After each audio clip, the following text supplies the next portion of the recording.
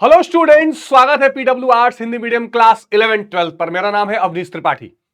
आगाज सीरीज जो class 11th की हम लोग देख रहे हैं उसमें हम लोगों ने बहुत सारे इंटरेस्टिंग चैप्टर्स किए हैं और जिसमें लास्ट चैप्टर हमने सामाजिक न्याय किया। मैं चाहूंगा कि अगर वो चैप्टर्स आप लोगों ने नहीं देखे हैं तो एक बार जरूर देखिए। और आज हम डिस्कस करने जा रहे हैं अधिकार। बहुत ही महत्वपूर्ण चैप्टर अधिकार, राइट्स। प्यारे बच्चों, जो राजनीति विज्ञान का सबसे बड़ा एक तरह से कह सकते हैं कि दिलचस्प, महत्वपूर्ण या इंटरेस्टिंग चैप्टर है, क्योंकि राजनीति बिना अधिकारों की तो संभव है ही नहीं, या बिना अधिकारों की राजनीति कोई राजनीति नहीं है। तो प्यारे बच्चों, अधिकार यानी राइट्स क्या है, अधिकारों पर क्या बातचीत होनी चाहिए। जब आप अधिकार के बारे में सुनते हैं तो आपको लगता है बस भैया हमको कुछ मौलिक अधिकार मिल गए, हमको यही जानना है। क्या इससे अधिक भी कुछ जानना है? क्या अधिकारों के साथ कोई कर्तव्य भी जुड़ा है? क्या अधिकार हमारे जो हमें सरकार ने दे दिए वही है या कुछ अलग से जन्मसिद्ध मिले हुए हैं? तरह तरह के पॉइंट्स हैं जिन पॉइंट्स को आज हम डिस्कस करेंगे, चर्चा करेंगे। तो आइए प्यारे बच्चों, बिना देर किए आज के इस सेशन को हम स्टार्ट करते हैं और समझने की कोशिश करते हैं। सबसे पहले प्यारे बच्चों जो हम देखने वाले हैं वो ये है कि अधिकार का अर्थ क्या है, यानी कि अधिकार का मतलब क्या होता है, कौन सी ऐसी चीज है जिसे हम अधिकार कहेंगे, कौन सी ऐसी चीज है जिसे अधिकार नहीं कहेंगे, या ऐसा क्या है जो मिल जाता है या फुलफिल हो जाता है तो हम कहते हैं हाँ भाई हमको अधिकार मिल गया। दूसरा, महत्व क्या है, क्यों चाहिए अधिकार। किसी भी चीज का जब तक आपको महत्व नहीं पता, जब तक आपको उसका हेतु नहीं पता कि हमें ये चीज क्यों चाहिए, तब तक शायद ना तो आप उसकी मांग करेंगे, और अगर नहीं भी मांग करेंगे, मिल गया तो वो आपके लिए बड़ा यूजफुल भी नहीं माना जाएगा। तो प्यारे बच्चों, जो इंपॉर्टेंट चीज आती है वो क्या आती है कि अधिकारों का महत्व क्या है, अधिकारों का यूज क्या है। ये अपने आप में एक इंपॉर्टेंट चीज है, ठीक है। और तीसरे नंबर पर प्यारे बच्चों जो हम चर्चा करने वाले हैं वो चर्चा करने वाले हैं अधिकारों का आधार क्या है, यानी बेसिस क्या है ना। अगर अधिकार है तो उनका बेसिस क्या है, आधार क्या है, ये भी एक इंपॉर्टेंट चीज हो जाती है। चलिए तो जरा एक एक करके डिस्कस करते हैं, और लास्ट में अधिकार और कर्तव्यों की भी थोड़ी सी चर्चा प्यारे बच्चों हम क्या करेंगे करेंगे। अधिकार और कर्तव्य साथ साथ में चलने वाली चीजें हैं। तो शुरू करें आज की कहानी। तो चलिए शुरू करते हैं। आइए फटाफट, ये लाइन बहुत सुनी होगी आपने। अधिकार क्या है? अधिकार मूल रूप से हकदारी अथवा, ध्यान से समझिएगा, अधिकार मूल रूप से प्यारे बच्चों हकदारी अथवा ऐसा दावा है जिसका औचित्य सिद्ध हो। अब जरा समझिएगा, अधिकार का सिंपल मतलब यह होता है जो हमारा दावा है और जो प्राप्य है। प्राप्य मतलब जो हमें मिलना चाहिए। देखो एक यहां इंपॉर्टेंट है, जो प्राप्य, प्राप्य किसको कहते हैं? जो आपको मिलना चाहिए। ये नहीं कि कुछ भी आपका दावा हो जाएगा। आपका दावा हो जाएगा कि सड़क पर बस मैं ही चलूंगा, तो क्या वो आपका अधिकार हो जाएगा? आपका दावा हो जाएगा कि मैं जिसको देखूं उसको गोली मार दूं, क्या वो आपका अधिकार होगा? नहीं। जो औचित्य जिसका सिद्ध हो कि हाँ भाई ये तो मिलना ही चाहिए, तो अधिकार ऐसी हकदारी है या ऐसा दावा है जो आप पाने के लिए अपना जो जिसका जो औचित्य है वो सिद्ध, औचित्य माने उसका कारण या उसको सही ठहराया जा सके, वो अधिकार है। यह बताता है कि नागरिक व्यक्ति और मनुष्य होने के नाते हम किस चीज के हकदार हैं। देखिए हर व्यक्ति एक नागरिक भी है, किसी देश का नागरिक है, वो व्यक्ति और मनुष्य भी है। तो अब प्यारे बच्चों, मनुष्य तो है और मनुष्य के बाद फिर वो पुरुष है कि स्त्री है और फिर वो किसी देश का नागरिक है। तो ये सारी चीजें जो है उसके साथ उसको क्या मिलना चाहिए, क्या उसका हक है एक नागरिक के नाते, एक व्यक्ति के नाते, एक मनुष्य के नाते, यही अधिकार है। और मूल में क्या है, इंपॉर्टेंट क्या है कि भाई उसका दावा क्या है, उसका हक क्या बनता है, उसकी दावेदारी क्या बनती है। तो अधिकार क्या है? हमारी वे दावेदारियां हैं, हमारा वो दावा है जो हमें मिलना चाहिए। और जैसे मैंने बताया कि जो प्राप्य है वो हमें मिले, प्राप्य हो वो मिले। प्राप्य माने जो हमको मिलना चाहिए, ठीक है, प्राप्य हो वो मिलना चाहिए, इसको हम अधिकार कहते हैं। अब अधिकार के बारे में थोड़ा सा और देखिए, यह एक ऐसी चीज है जिसे हम अपना प्राप्य समझते हैं।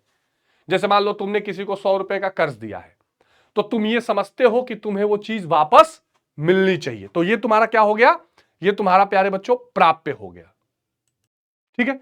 तो जो तुम्हें मिलना चाहिए, जो तुम्हारा अधिकार बनता है, वो तुम्हारा प्राप्य है, वो दावा ही अधिकार कहलाएगा। यह अधिकार क्या है? एक ऐसी चीज है जिसे हम अपना प्राप्य समझते हैं और जिसे से समाज एक वैध दावे के रूप में स्वीकार करता है। जरा ध्यान से सुनना, मैंने अभी क्या बताया। आप ये समझते हो कि इस पूरी दुनिया की जमीन मेरी हो जाए, क्या बाकी समाज इसको सही समझेगा? लेकिन अगर आप ये समझते हो कि भाई मुझे जीवन जीने का अधिकार है, तो दुनिया के लोग भी कहेंगे हाँ भाई इसको अधिकार है, तो वो आपका अधिकार होगा। यानी ऐसी चीज जिसे हम अपना प्राप्य समझते हैं, जिसे बाकी समाज भी वैध माने कि हाँ इसका दावा सही है, जिसका अनुमोदन अनिवार्य होता है। हाँ, अनुमोदन मतलब एक ऐसी चीज जिसको लोग भी कहें, अनुमोदन माने उसको सपोर्ट करें कि यस ये चीज तो इसको मिलनी चाहिए। जैसे मान लीजिए आप दुनिया में किसी आदमी को भूखा देखेंगे तो क्या कहेंगे? दुनिया के सभी लोग कहेंगे कि भाई इसको खाना तो मिलना चाहिए, तो वो उसका अधिकार हो गया। अब कोई आदमी जो है सिगरेट के लिए रो रहा है, तो क्या बाकी लोग भी कहेंगे कि हाँ हाँ इसको तो सिगरेट मिलना चाहिए? हो सकता है लोग कहेंगे नहीं नहीं सिगरेट इसको नहीं मिलना चाहिए।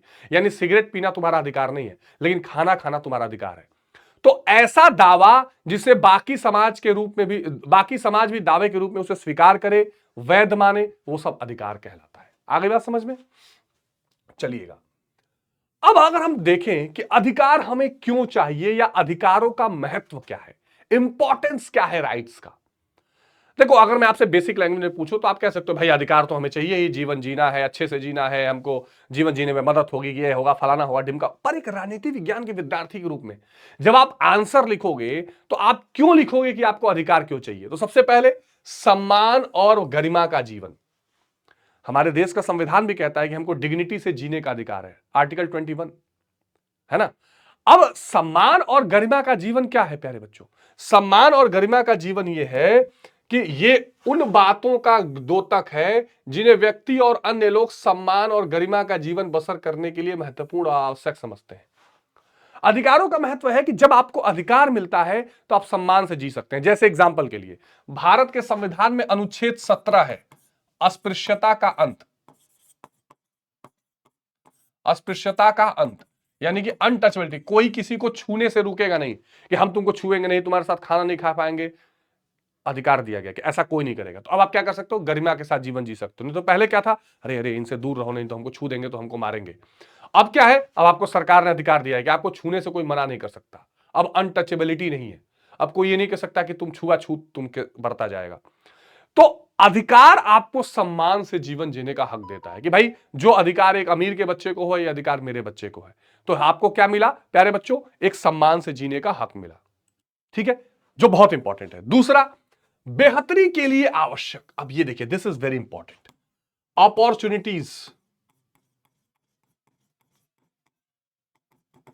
And growth. अब जरा समझो, अगर आपके पास अधिकार नहीं है तो क्या आप अपनी बेहतरी को सुनिश्चित कर सकते हैं? जैसे कोई व्यक्ति गरीब पैदा हुआ, अब उसको अगर ये अधिकार नहीं होता कि उसको भी अधिकार है अच्छे इंस्टीट्यूट में पढ़ने का, उसको भी अधिकार है नौकरी में भाग लेने का, उसको भी अधिकार है नौकरी पाके सेटल होने का, अगर जरूरत पड़े तो उसको आरक्षण देके आगे बढ़ाया जाएगा। अगर ये सब अधिकार ना हो तो कोई क्या अपनी बेहतरी कर सकता है? तब तो पता लगा वो गरीब पैदा हुआ, गरीब ही मर जाएगा कि नहीं नहीं तुमको ये सुविधाएं नहीं मिलेंगी, ये बस अमीरों के बच्चों के लिए है। यानी अगर लोगों को अपनी सिचुएशन, देखिए यहां पर क्या दिया है, अपनी दक्षता यानी अपनी क्षमता, प्रतिभा विकसित करने में सहयोग देते हैं। जैसे शिक्षा का अधिकार, अब मान लीजिए गरीब लोग नहीं पढ़ सकते थे, सरकार ने कहा हम शिक्षा का अधिकार देंगे, गारंटी करके आपको पढ़ाएंगे, आपको जो है स्वास्थ्य की सुविधा देंगे, आप अपना स्वास्थ्य अच्छा करो, पढ़ाई लिखाई अच्छा करो, नौकरी पाओ। तो इससे क्या होगा? तर्क शक्ति विकसित होगी, कौशल प्रदान होगा, यानी कि उसको जिसको कह सकते हैं कि स्किल डेवलपमेंट उसका बढ़िया होगा। जैसे मान लो पहले होता था कि कुम्हार का लड़का कुम्हारी बन रहा है, वो बेचारा कुम्हार बनते बनते जीवन बिता देते थे। अब सरकार कहेगी कि नहीं, जो भी 18 साल से ऊपर का बच्चा होगा हम उसको इंजीनियरिंग की ट्रेनिंग देंगे, हम उसको नए नए स्किल सिखाएंगे। तो हो सकता है कुम्हार का बच्चा जो है ऑटोमोबाइल इंजीनियर बन जाए। तो ये जो अधिकार होते हैं वो हमको पहले से बेहतर बनाने में सहयोग करते हैं, पहले से और ज्यादा अपने आप को, अपने परिवार की पृष्ठभूमि को, अपनी अपनी स्थिति को बेहतर बनाने में अधिकार हमारी मदद करते हैं। और अधिकार इसीलिए आपको दिए जा रहे हैं कि आप क्या कर सकें, जो आपकी क्षमता है उसका विकास कर सकें, है ना। ऐसा नहीं कि आपके पास क्षमता भी है और फिर भी आप भेदभाव से पीछे रह जाए। और क्या इंपॉर्टेंस है? अच्छा, तो ये आर्थिक स्वतंत्रता, बिल्कुल ठीक बात। जब आपके पास अधिकार आता है तो आपको आर्थिक स्वतंत्रता मिलती है। जैसे मैंने आपको कहा ना कि जैसे मान लो हमारे भारत के संविधान में अनुच्छेद 15, 16 ये क्या कहता है भाई? ये इस तरह की बात करता है कि किसी के साथ धर्म, जाति, 15 कहता है लिंग, जन्म का स्थान, इन चीजों के आधार पर भेदभाव नहीं होगा।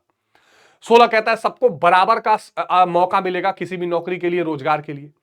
तो अब जैसे मैंने आपको एग्जांपल दिया कि पहले अगर मान लीजिए अधिकार नहीं होते थे तो यह कहा जाता कि एक लोहार का बच्चा लोहार का काम करेगा, लेकिन अब आजीविका कमाने का सबको हक है। लोहार का बच्चा कहेगा नहीं मैं तो प्रोफेसर बनूंगा, मैं तो आईएएस ऑफिसर बनूंगा।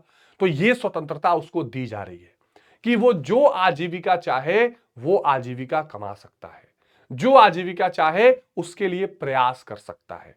तो ये जो आर्थिक स्वतंत्रता है ये मिलती है किस चीज से प्यारे बच्चों?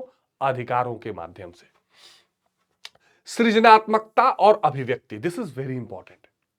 अब बहुत इंपॉर्टेंट है प्यारे बच्चों, हम लोगों को अनुच्छेद 18 से, ठीक है, 14 से 18 आपको मिला हुआ है प्यारे बच्चों समानता का अधिकार, और 19 से 22 एक तरह से आपको स्वतंत्रता का अधिकार मिला हुआ है। और उसमें खासकर अनुच्छेद 19 में आपको अभिव्यक्ति की आजादी मिली हुई है। एग्जाम्पल मैं बता रहा हूं कि जैसे मौलिक अधिकार भारत में है, तो जब आपको अभिव्यक्ति यानी आप कुछ कह सकते हैं, लिख सकते हैं, बोल सकते हैं, जब ये मिलता है तब आप क्या करते हैं? क्रिएटिविटी लाते हैं। आप अच्छी कविता करेंगे, आप अच्छी कहानी लिखेंगे, आप समाज के लिए नई नई चीजें सोचेंगे, आप नई बातों को व्यक्त करेंगे, विचार पैदा करेंगे।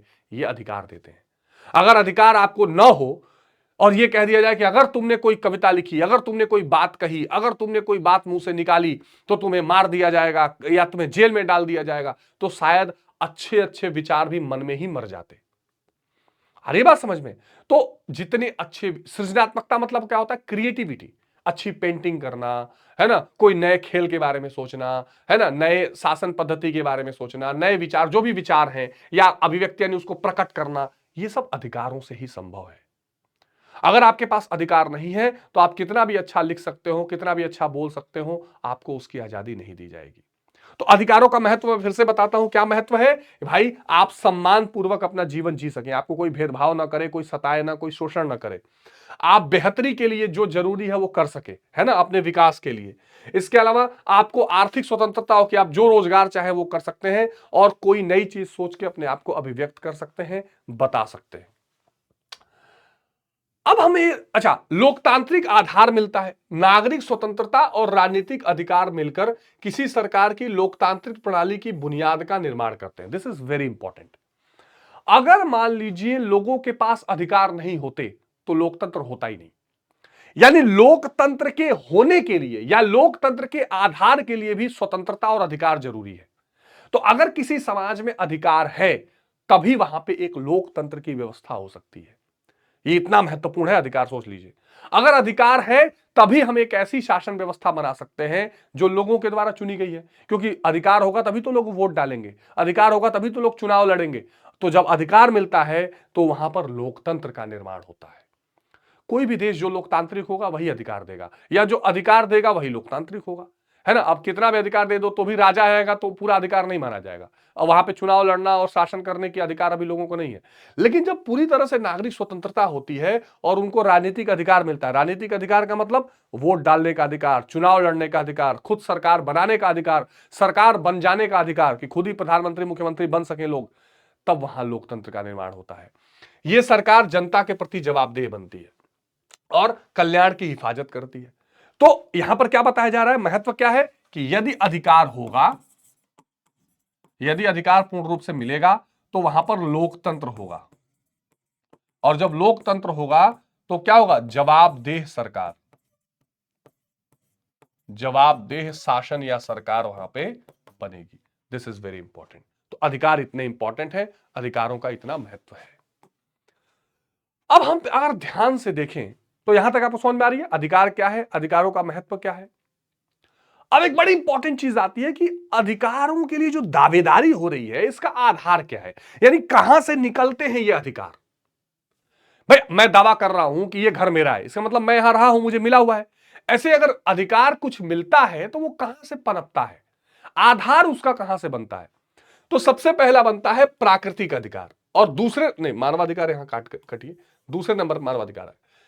प्राकृतिक अधिकार क्या है? प्राकृतिक अधिकार वो है जो जन्म सिद्ध है, यानी जो जन्म के साथ आपको मिल जाता है, प्राकृतिक रूप से आपको मिला हुआ होता है। जैसे जीवन का अधिकार, भाई आप पैदा हुए, अब पैदा होते ही आपको एक अधिकार मिल गया कि आपको जीवन जीना है। इसमें मतलब सरकार कोई बनाए कहे उससे पहले से ये तय है कि भाई जो पैदा हुआ है वो जिएगा। अब उसको इस स्थिति में जिएगा, कैसे जिएगा वो बात बाद में आएगी, पहले वो जिएगा। तो जो जीवन का अधिकार है ये एक प्राकृतिक अधिकार है। सबसे पहले तो ये जान लीजिए, ठीक है। जो जीवन का अधिकार है वो क्या है? एक प्राकृतिक अधिकार है। स्वतंत्रता का अधिकार, संपत्ति का अधिकार, है ना, ये तीन रूप से, मुख्य रूप से प्राकृतिक अधिकार आपको दिखाई देते हैं। भाई पैदा हुआ है तो उसको बेड़ी में बांध के तो रखोगे नहीं, उसको फ्री करो, छोड़ो। आगे बात समझ में।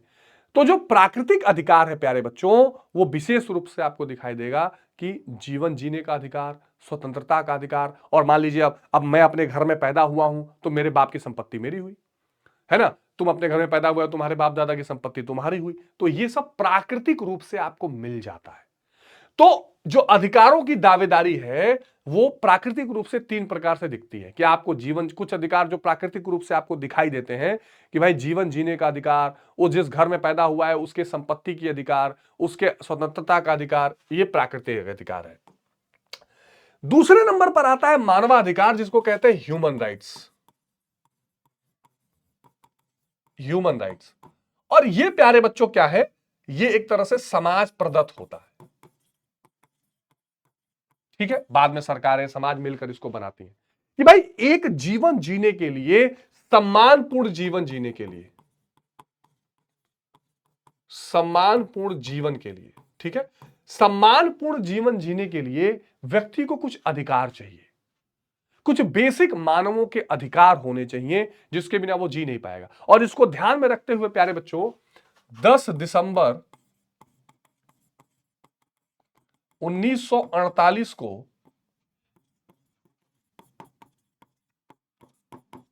संयुक्त राष्ट्र ने सार्वभौमिक, यानी कि यूनिवर्सल, पूरी दुनिया के लिए सार्वभौमिक मानवाधिकारों की घोषणा की।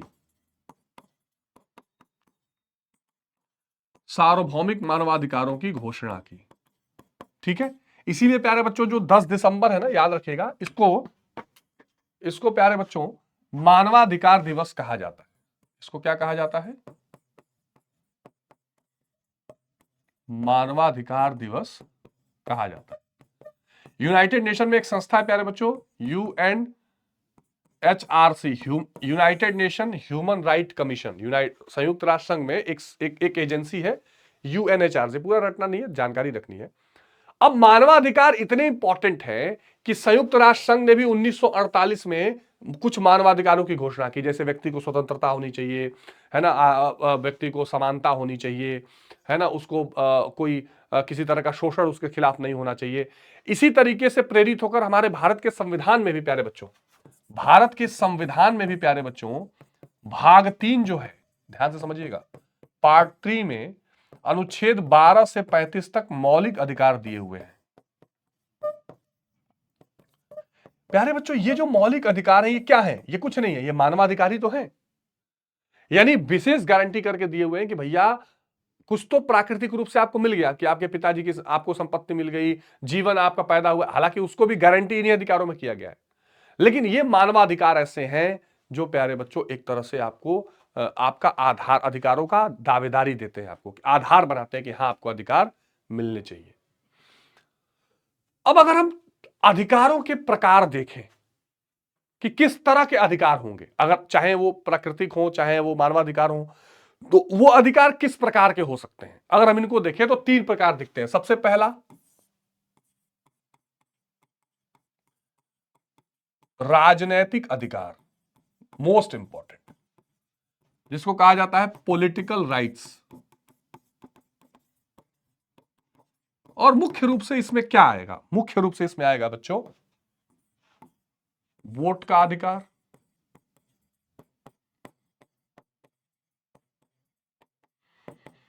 चुनाव लड़ने का अधिकार,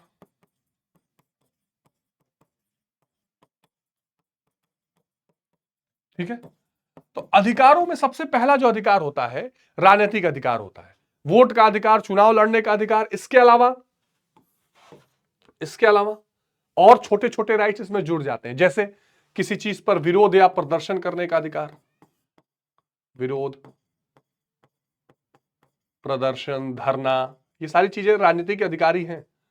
कि भाई सब राजनीतिक अधिकार जब होता है तो मैंने आपको बताया लोकतंत्र भी आता है, क्योंकि लोगों को ये छूट रहती है कि वो वोट डाल के खुद सरकार बनाए, वो सरकार बनाने के लिए खुद चुनाव लड़ सकें। और अगर मान लीजिए एक नागरिक के रूप में, जो नागरिक अधिकार है सब इसमें आ जाएंगे। नागरिकों का जो अधिकार है कि वो अगर जरूरत पड़े तो वो किसी गलत काम के खिलाफ आवाज उठा सके, प्रदर्शन कर सकें, ग्रुप्स बना सकें, है ना। राजनीतिक अधिकार में यह भी अधिकार शामिल होगा कि आप समूह या संगठन का निर्माण कर सकें। ठीक है, समूह या संगठन बनाएं कि चलो भाई ठीक है, हमको सरकार से मतलब नहीं है, लेकिन हम किसानों का एक संगठन बनाएंगे, हम मजदूरों का एक संगठन बनाएंगे, जरूरत पड़ने पर उनकी आवाज उठाएंगे।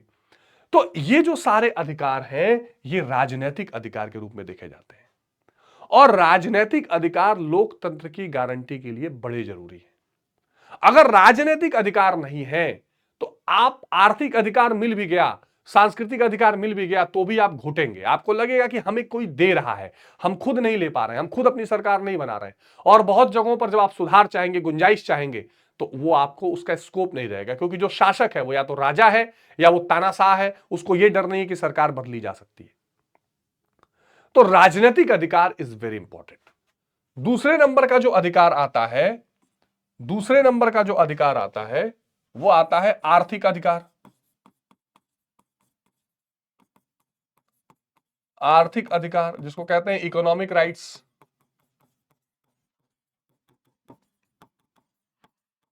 Economic rights. और आर्थिक आधार में विशेष रूप से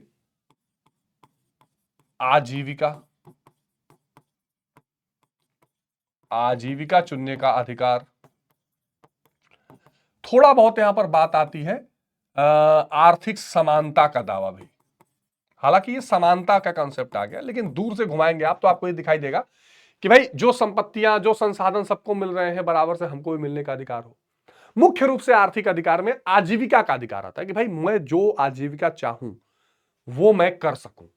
मुझे इतनी छूट हो कि मैं व्यापार करना चाहूं तो ये नहीं कि मेरे साथ कोई भेदभाव हो कि नहीं नहीं तुम इस जाति धर्म के हो, तुम नहीं कर सकते।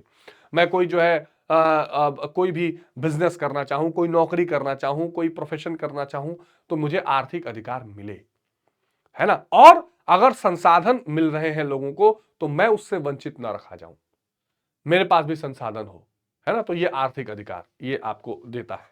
ठीक है। तीसरे नंबर, अच्छा इसमें संपत्ति जुटाने का अधिकार भी शामिल हो सकता है। तीसरे नंबर पर आता है प्यारे बच्चों सांस्कृतिक कह लो या सामाजिक, सांस्कृतिक दोनों कह सकते हो। सांस्कृतिक अधिकार भी होते हैं। जैसे प्यारे बच्चों हमारे संविधान में 29-30 आर्टिकल जो है, सांस्कृतिक अधिकार क्या है कि आप अपने पसंद के धर्म पंथ को मान सकें, उसका प्रचार प्रसार कर सकें, उसके प्रति लोगों को शिक्षित कर सकें, है ना।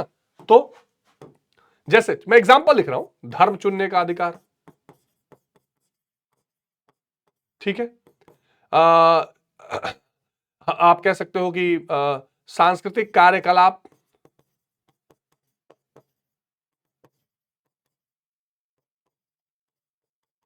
कार्यकलाप। ठीक है, यानी कि आप किस तरीके से अपने पूजा व्रत विवाह किस विधि से करना चाहते हैं, है ना। कौन कौन से तौर तरीके से आप जैसे मान लीजिए कोई मूर्ति रखना चाहता है, कोई ताजिया निकालना चाहता है ना, कोई योगासन करना चाहता है, तो इन सब चीजों की आपको छूट हो। इसके अलावा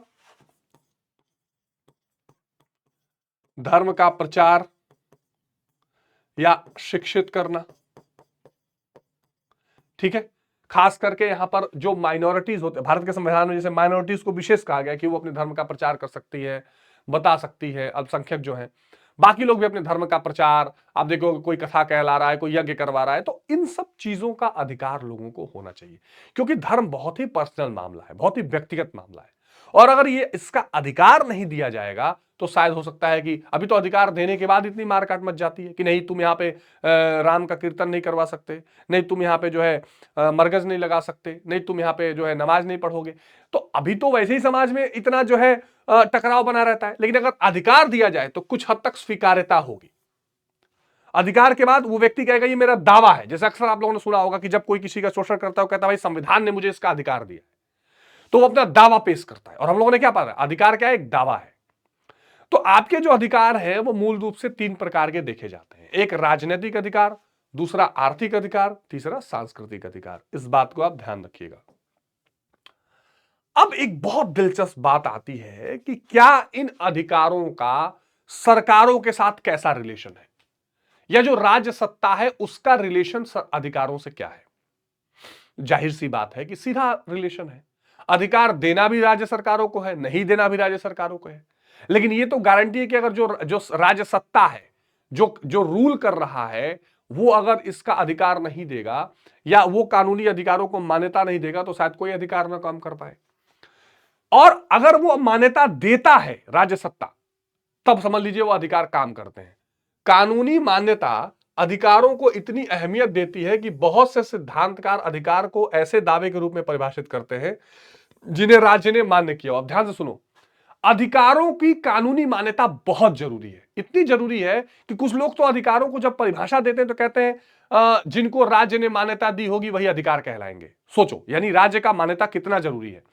अब तो वैसे भी सोच के देखो ना कि हम कितना भी कहें कि हमें जीवन जीने का अधिकार है, हमें वोट डालने का अधिकार है, हमें जो है किसी भी धर्म को मानने का अधिकार है, लेकिन अगर वहां की सरकार ही इसको न मान्यता दे कि नहीं नहीं हम ऐसा कुछ मान्यता नहीं दे रहे हैं, तो आप चिल्लाते रहिए। उसके लिए आप ना कोर्ट जा सकते हैं, ना सरकार से मांग कर सकते हैं, वो आपको गारंटी नहीं मिलेगी। इसलिए ये पॉइंट ये है कि जो कानूनी अधिकार है, राज्य सत्ता जब तक अधिकारों को मान्यता नहीं देगी, जैसे मान लीजिए हम बोले कि हमें शिक्षा का अधिकार ने है, लेकिन सरकार ने कहीं दिया नहीं है। लेकिन भारत में क्या है भाई, भारत ने जो है वो 86वां संविधान संशोधन कर दिया है ना, और राइट टू एजुकेशन एक्ट, ठीक है, राइट टू एजुकेशन एक्ट बना दिया 2009 में, कानून बना दिया। तो अब शिक्षा का अधिकार क्या हो गया, एक मौलिक अधिकार भी बनाया गया है, अनुच्छेद 21 में जोड़ा गया है। तो अब ये क्या है, अब ये लागू होगा। अब यही इसका कानून नहीं होता तो आप चिल्लाते रहिए कि हाँ शिक्षा का अधिकार, शिक्षा का अधिकार, कोई नहीं मानता। यानी अगर आपसे क्वेश्चन पूछा जाए तो आप ये कहेंगे कि जब कोई भी अधिकार पूर्ण रूप से तभी लागू होता है, या कोई भी अधिकार पूर्ण रूप से तभी महत्व ले पाता है जब उसको कानून मान्यता देता है, जब राज्य सत्ता उसको मान्यता देती है। अच्छा, अधिकार जो है वो राज्यों पर एक दायित्व डालते हैं, ये समझिएगा आप। यानी जो सरकारें होती हैं उस पर, राज्यों पर उसका दायित्व, मतलब जब अधिकार होता है उसका दायित्व होता है कि अधिकार राज्य उसको पालन कराए। जैसे मान लीजिए सबको जीवन जीने का अधिकार है, किसी को गोली लग गई तो अब राज्य, सरकार, कानून की ये जिम्मेदारी है कि उसको लागू करवाए, न्याय दिलवाए। और इसमें दायित्व दो प्रकार के होते हैं, ध्यान से समझना। अधिकारों को लेकर सरकारों के ऊपर या राज्य के ऊपर दो तरह के दायित्व होते हैं। एक सकारात्मक, यानी राज्य को क्या करना चाहिए, जैसे शिक्षा का अधिकार है तो राज्य को स्कूल बनवाने चाहिए, देना चाहिए शिक्षा का अधिकार। स्वास्थ्य है तो अस्पताल बनवा के देना चाहिए। और एक है नकारात्मक, यानी क्या नहीं करना चाहिए। मैं दोनों की चर्चा करूंगा। तो एक तो सबसे मान लीजिए क्वेश्चन आ गया कि क्या अधिकारों को लेकर राज्य का कोई दायित्व है, क्या राज्य की कोई जिम्मेदारियां हैं। तो आप कहोगे कि अधिकार और राज्य पर, अधिकारों का लेकर राज्य पर एक दायित्व होता है। पहला होता है सकारात्मक दायित्व। अधिकार राज्य को कुछ खास तरीकों से कार्य करने के लिए वैधानिक दायित्व, यानी कानूनी रूप से जिम्मेदारी सौंपते हैं। जैसे शिक्षा के अधिकार पर जोर देने का मतलब है कि राज्य से बुनियादी शिक्षा के लिए प्रावधान करने की मांग करना। जैसे राज्य के ऊपर एक दायित्व है कि बुनियादी शिक्षा के लिए कोई व्यवस्था करो। जीवन जीने के अधिकार राज्य को ऐसे कानून बनाने के लिए बाध्य करता है जो दूसरों के द्वारा क्षति पहुंचाने से मुझे बचा सके। अब समझिएगा, मैंने अभी आपको बताया ना कि जीवन जीने का अधिकार है तो राज्य को अब क्या करना पड़ेगा, कुछ पॉजिटिव करना पड़ेगा। राज्य कानून बनाएगी कि हाँ भाई अगर कोई किसी का जीवन छीनता है तो उसके ऊपर मर्डर का चार्ज लगा के उसको जेल भेजा जाएगा, कानून बनाएगी। शिक्षा का अधिकार है, ठीक है, राज्य कहेगी कि हम कानून बना देंगे, स्कूल बना देंगे, पढ़ो। तो सकारात्मक जो राज्य को करना है अधिकारों के लिए, कि कैसे अधिकार लागू हो, राज्य को उसके लिए कुछ करना पड़े, यह सकारात्मक दायित्व है। और कुछ चीजें कि राज्य को नहीं करना चाहिए, अंकुश लगाती है कि राज्य को क्या नहीं करना है। जैसे स्वतंत्रता का अधिकार कहता है कि राज्य सत्ता महज अपनी मर्जी से किसी व्यक्ति को गिरफ्तार नहीं कर सकती, उसे अपनी कार्यवाही को जायज ठहराना पड़ेगा। लो भैया, तो दूसरा पॉइंट क्या आता है कि राज्य को क्या नहीं करना चाहिए। तो उसमें दिखाई पड़ता है कि राज्य अपनी मन मर्जी नहीं करेगी। राज्य का मन हुआ चलो भाई इसको गिरफ्तार कर लो, ऐसा नहीं करेगी। यानी नकारात्मक दायित्व में बताता है कि राज्य को क्या नहीं करना है। राज्य को संविधान का उल्लंघन नहीं करना है, राज्य को भेदभाव नहीं करना है, राज्य को प्रताड़ित शोषित नहीं करना है। यह नकारात्मक दायित्व है। तो अधिकारों को लेकर जो राज्य है या जो सरकार है उस पर दो तरह के दायित्व बनते हैं। एक सकारात्मक दायित्व बनता है कि उन अधिकारों के लिए राज्य को या सरकारों को क्या क्या करना चाहिए और एक नकारात्मक दायित्व बनता है कि क्या क्या नहीं करना चाहिए। This is very important. अब एक अंत में चीज आती है कि हर अधिकार अपने साथ जिम्मेदारियां लेकर आती है। जैसे मान लीजिए आपको अधिकार मिला है कि आपके दादाजी की संपत्ति आपको मिल गई, उसके साथ जिम्मेदारी भी तो है कि उसकी सफाई करिए, उसको सुरक्षित रखिए, उसको बचा के रखिए। ये नहीं कि पता लगा आपको एक घर मिल गया और वहां कुत्ते टहल रहे हैं, ऐसा तो होना चाहिए। तो every right bring some obligation, some responsibilities. और हमारे हमारे संविधान में भी प्यारे बच्चों आप ध्यान रखिएगा, अगर जो है मौलिक अधिकार दिए गए हैं तो बाद में मौलिक कर्तव्य भी डाले गए हैं। तो देखिए, अधिकार न केवल राज्य पर जिम्मेदारी डालते हैं बल्कि हम सब पर भी जिम्मेदारी डालते हैं। जैसे सामूहिक हित की रक्षा। मान लीजिए हमको अधिकार मिल गया है कि जीवन जीने का अधिकार है, इसका मतलब नहीं कि हम दूसरे के जीवन जीने का अधिकार छीन लेंगे। हमको अधिकार मिला है कि हम शादी में डांस कर सकते हैं, इसका मतलब ये नहीं कि हम ऐसा करें कि अगल बगल वाले लोग जो है साउंड स्पीकर से ही मर जाएं। ऐसा नहीं करना है। देखिए, अधिकार हमें बाध्य करते हैं कि हम अपनी निजी जरूरत और हितों की ही ना सोचें, बाकियों के लिए भी सोचें। जैसे ओजोन परत की रक्षा, बहुत बढ़िया बात है कि हम अपने निजी जीवन के बारे में सोच रहे हैं, पर्यावरण की कौन सोचेगा। खूब एसी चला के हम सीएफसी गैस निकाल रहे हैं, ओजोन में छेद हो रहा है, आने वाले 50 साल बाद लोगों के कैंसर होने लगेगा। हम खूब जो है गाड़ी घोड़ा और कार्बन का उत्सर्जन कर रहे हैं और जो है ग्लोबल वार्मिंग से पर्यावरण को, विकास को खत्म कर रहे हैं, जानवरों को मार रहे हैं, पेड़ों को काट रहे हैं। ऐसा नहीं करना है। हमें सामूहिक हितों की रक्षा भी करनी है कि मेरा तो भला हो ही, बाकियों का भी भला होता रहे। अधिकार और जिम्मेदारियां, दूसरों के अधिकारों का सम्मान। अधिकार अपेक्षा करता है कि हम अन्य के अधिकारों के भी क्या कर सके, सम्मान करें। जैसे मुझे अभिव्यक्ति की आजादी मिली है कि मैं सब जो चाहूं कह सकता हूं, तो दूसरे के भी तो सुनो। सरकार में, संसद में आपने देखा होगा कि भाई एक पक्ष है, भाई सरकार जिसकी बन गई उसको अधिकार है कि वो शासन चलाए, पर वो विपक्ष की भी सुनेगा। आपको, अगर आपको अभिव्यक्ति की आजादी है, आप कुछ बोल सकते हैं तो दूसरा भी बोल सकता है, उसकी बात भी सुनिए। यह भी एक जिम्मेदारी है कि दूसरे के अधिकार का भी सम्मान कीजिए। अधिकारों का संतुलन, टकराव की स्थिति में अपने अधिकारों को संतुलित करना होगा। जैसे अभिव्यक्ति की आजादी का अधिकार किसी की इजाजत के बिना उसके निजी तस्वीर लेकर इंटरनेट पर डालना नहीं चाहिए। अब देखो एग्जाम्पल समझो, हमें सोशल मीडिया पे लिखने की आजादी है, ये बहुत इंपॉर्टेंट पॉइंट है, दिस इज मोस्ट इंपॉर्टेंट, ये हमें समझना चाहिए। आजकल ये बहुत हो रहा है कि हमको अभिव्यक्ति की आजादी मिली हुई है, हम फेसबुक पर, व्हाट्सएप पर, कहीं भी कुछ भी, एक्स पर, ट्विटर पर डाल सकते हैं। लेकिन क्या इसका मतलब यह है कि हम किसी के बारे में कुछ भी लिख दें? क्या हम किसी की फोटो बिना उससे पूछे छाप दें, वायरल कर दें? क्या हम किसी के निजी तस्वीरें या हम किसी के जो है बारे में कुछ भी अपशब्द कहते रहे?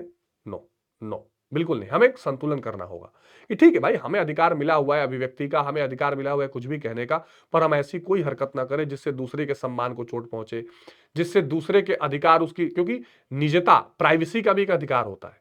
जैसे आपको अधिकार मिला हुआ है, ऐसे दूसरे को भी अधिकार मिला हुआ है कि प्राइवेसी रहे, तो हम उसका भी सम्मान करें। यह भी बहुत इंपॉर्टेंट है। तो दिस इज ऑल्सो इंपॉर्टेंट, जो हमें ध्यान में रख के चलना है। नियंत्रणों पर चौकसी, नागरिकों को अपने अधिकारों पर लगाए जाने वाले नियंत्रण के बारे में चौकस रहना होगा। यह भी हमारा कर्तव्य है। हमें अधिकार मिल गया और उसके बारे में हम कुछ ध्यान ही नहीं दे रहे हैं, है ना।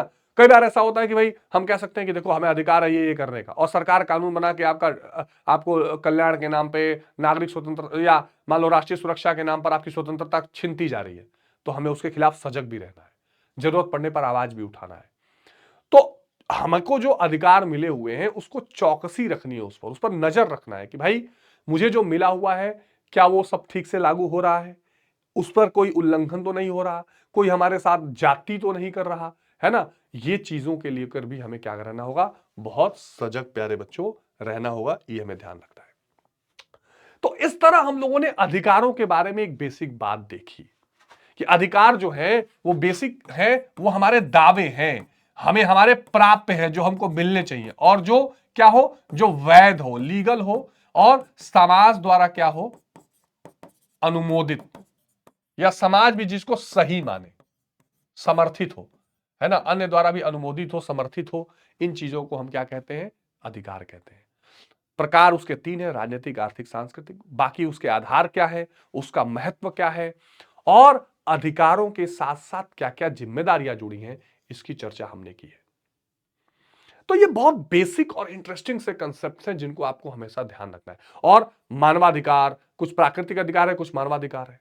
और दुनिया के हर देश जो है, जैसे मैंने कहा ना कि राज्य सत्ता जो है उसको कानूनी मान्यता देती है ना। कानूनी मान्यता जब तक राज्य सत्ता नहीं देगी तब तक वो अधिकार लागू नहीं होंगे। और इसीलिए सब सॉरी, कानूनी मान्यता देने का सबसे बड़ा तरीका क्या है कि भाई संविधान संविधान तो सबसे बड़ी कानूनी किताब होती है, संविधान में जगह दीजिए। भारत के संविधान में भी भाग 3 में जगह दिया हुआ है।